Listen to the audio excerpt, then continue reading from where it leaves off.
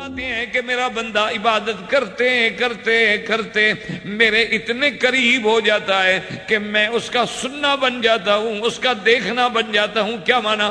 کہ اس کا سننا میری رضا کے مطابق، اس کا دیکھنا بھی میری رضا کے مطابق، اس کا پکڑنا بھی میری رضا کے مطابق، اس کا چلنا بھی میری رضا کے مطابق۔ اب یعنی وہ میری رضا کے بغیر چل نہیں سکتا، میری رضا کے بغیر دیکھ نہیں سکتا، میری رضا کے بغیر سن نہیں سکتا، تو لہذا فرما دیا سب میں اس کا دیکھنا ہوں، اس کا سننا ہوں۔ یہ معنی نہیں نعوذ باللہ کہ اللہ کسی میں حلول کر کے اس کے کان بن جاتے ہیں۔ معنی یہ ہے کہ بندہ اب میری رضا کا اتنا تابع ہو گیا ہے کہ اس کی ہر حرکات کا میرا اللہ خود محافظ ہو گیا ہے کہ کوئی قدم اس کا اللہ کی رضا کے بغیر اٹھتا ہی نہیں۔ اس کو مثال کے طور پر مزید یعنی آپ سمجھنے کے لیے دیکھیں کہ جب ہر حکم اللہ کا نافذ ہو اور بندہ اس کی رضا پہ راضی ہو، اللہ کی قضا پہ راضی ہو، اللہ کی تقدیر پہ راضی ہو، اللہ کے ہر فیصلے پہ راضی ہو، تو کوئی جیسے کہ اللہ نے فرمایا اصحاب بدر کے بارے میں حدیث میں آتا ہے کہ اللہ نے فرمایا ان اللہ اطلع الی اہل بدر فقال اعملوا ما شئتم انی قد غفرت لکم۔ اللہ پاک نے دیکھا جیسے اس کی شان کو زیبا ہے اہل بدر کی طرف، اور اس کے بعد فرمایا کہ اہل بدر آج کے بعد جو چاہو تم کرو، میں نے تمہاری بخشش کر دی ہے۔ اس کا معنی کیا تھا؟ یعنی اللہ ان کو گناہوں کی اجازت دے رہے ہیں کہ جاؤ تم گناہ کرو، اس لیے کہ میں نے جو تمہیں معاف کر دیا، اب چاہے تم نماز بھی نہ پڑھو میں نے تمہیں معاف کر دیا۔ یہ معنی نہیں ہوتا، اس سے ان کے شان کی بلندی اور عظمت مراد ہوتی ہے۔ اور دوسرا یہ معنی ہوتا ہے کہ اللہ تو جانتے ہیں کہ اللہ ان کو اپنی رضا کا اتنا تابع کر دیں گے کہ نافرمانی کرنے کی توفیق ہی نہیں ہوگی، نافرمانی کریں گے کیا؟ اور اگر کبھی بتقاضۂ بشریت ان سے کوئی ایسی بات ہو جائے توبہ کی توفیق دے دیں، جب توبہ ہو گئی گناہ ختم ہو گئی۔ تو یہ معنی ہوتا ہے، یہ معنی نہیں ہوتا نعوذ باللہ کہ جیسے کہ حضرت آقا نامدار خاتم الانبیاء حبیب کبریا سیدنا محمد مصطفیٰ صلی اللہ علیہ وسلم جب جیسے اسرا کے موقع پر حضرت عثمان نے 300 اونٹ پیش کیے اور اس کے بعد دینار و دراہم پیش کیے، حضور اپنی گود میں وہ پیسے لے کر ہلا رہے ہیں اور فرماتے ہیں ما ضر عثمان ما عمل بعد اليوم، ما ضر عثمان ما عمل بعد اليوم، عثمان آج کے بعد جو کچھ تم کرو تمہیں کوئی نقصان نہیں ہوگا۔ اب یہ معنی تھوڑا ہے کہ عثمان نماز چھوڑ دیں، روزہ چھوڑ دیں، تمہیں کوئی نقصان نہیں ہوگا۔ یہ تو پھر عجیب سی باتیں ہوتی ہیں نا، جیسے آپ کسی کو کہیں جی آپ کھا سکتے ہیں، وہ کہے جی ہاں کھا سکتا ہوں۔ اچھا آپ کھانا کھا سکتے ہیں؟ کھا سکتے۔ آپ سینڈوچ بھی کھا سکتے، سینڈوچ بھی کھا، پیزا بھی کھا سکتے، اچھا جی گندگی بھی کھا سکتے۔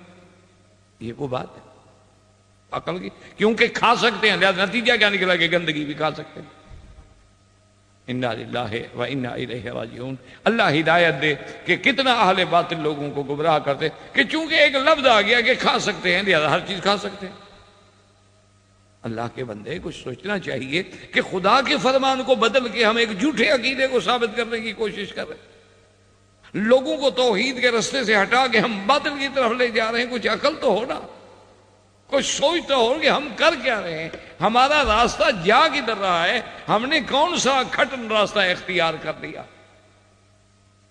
تو اس لیے ہمیشہ یاد رکھیں کہ ان کی یہ دلیل جو ہے یہ بھی نعوذ باللہ قابل حجت نہیں بنی۔ اچھا بعض جگہ تو اتنا حد سے بڑھ گئے ہیں کہ مجھے تو کہتے ہوئے شرم آتی ہے۔ کتاب ہے انوار ساطعہ، اس کتاب کا نام ہے انوار ساطعہ، اور ایک مولوی صاحب گزرے ہیں ان کا نام تھا مولوی عبدالصبی، اس نے وہ کتاب دی۔ یعنی کتاب بھی آپ ملتی ہے، ہاں ملتی ہے، ایسی کتاب جیسے بھی کیا حنفیت ہے اور ایک جال حق ہے اور ایک یہ انوار ساطعہ ہے، بہت بڑی کتابیں لکھی ہے، اہل باطل نے بھی بڑی بڑی کتابیں لکھی ہے، اللہ معاف کرے۔ اچھا لوگ بیچارے معلومات رکھتے نہیں، خالی ذہن ہوتے ہیں، اور ہماری تو پھر برادری ماشاءاللہ ایسی ہے کہ جدھر ان کو لگا دو لگ جاتے۔ ان کو ایک پیر ملا دو جو کہے بابا نماز روزے کی ضرورت نہیں، کہ ٹھیک، وہ کہے گا اللہ کے بندے اللہ پاک نے جنت میں بھیجنا ہے اپنی رحمت سے، عمل سے تو کوئی جنت میں جائے گا نہیں۔ ہاں جی بالکل، عمل سے نہیں جائے گا، ضرورت کیا ہے خواہ محنت کرنے، اس پہ لگا دے گا۔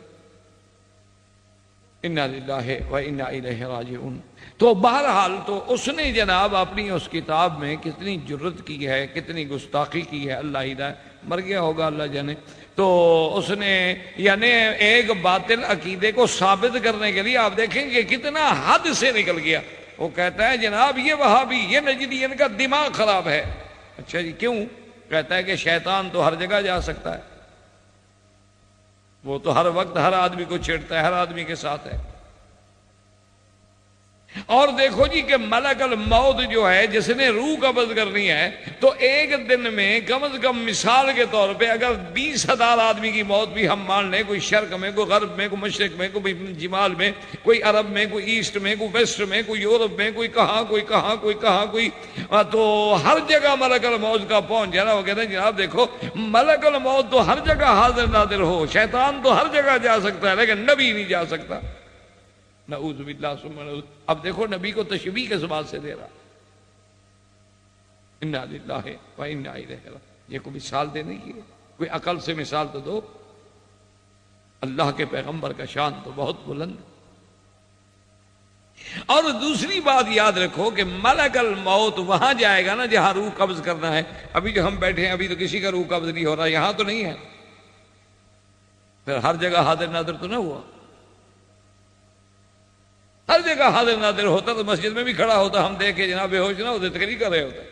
ملک الموت کسی کو نظر آ جائے اس کی تو بولتی بند ہو جائے، جائے کہ تقریر کرے گا وہ۔ تو اب اس کا مطلب ہے کہ کم از کم یعنی اس مسجد میں اس وقت حضرت نہیں ہے تو حاضر ناظر تو نہ رہے۔ اچھا باقاعدہ احادیث مبارک موجود ہیں کہ جب ہم اذان ہوتی ہے، اللہ کا نام بلند ہوتا ہے، ہم ذکر اللہ کرتے ہیں تو شیطان بھاگ جاتا ہے، جو بھاگ جائے وہ بھی حاضر ناظر ہوتا ہے۔ کوئی عقل کرو، محض لوگوں کو گمراہ کرنے کے لیے ایسا ان کو راستے سے بھٹکاتے ہیں کہ دیکھو جناب فرشتہ کیا ہوتا ہے نبی کے مقابلے پر؟ جب فرشتہ ہر جگہ پہنچ سکتا ہے، اللہ کے بندے ملک الموت تو ایک ہے لیکن اس کے نیچے ڈپٹی دینے والے کتنے فرشتے ہیں؟ کہیں اللہ فرماتے ہیں اللہ یتوفی الانفس حین موتہا، اور کہیں فرماتے ہیں قل یتوفاکم ملک الموت الذی وکل بکم، اور کہیں فرماتے ہیں توفته رسلنا۔ اس کا معنی ہے کہ اس کے ساتھ کتنے فرشتے، ملائکۃ الرحمہ ہیں، ملائکۃ العذاب ہیں، اور اس کے علاوہ جو ہر بندے کے ساتھ ملائکہ ہیں، کرامن کاتبین ہیں، معقبات ہیں، حفظہ ہیں، سیاحین فی الارض ہیں۔ تو یہ کیا معنی ہوا کہ جناب صرف ایک ملک الموت جو ہے وہ ہر جگہ، چلو وہ تو وہیں جائے گا نا جس کی روح قبض کرنی ہو، جس کی روح قبض نہ کرنی ہو پھر کیا کرے گا؟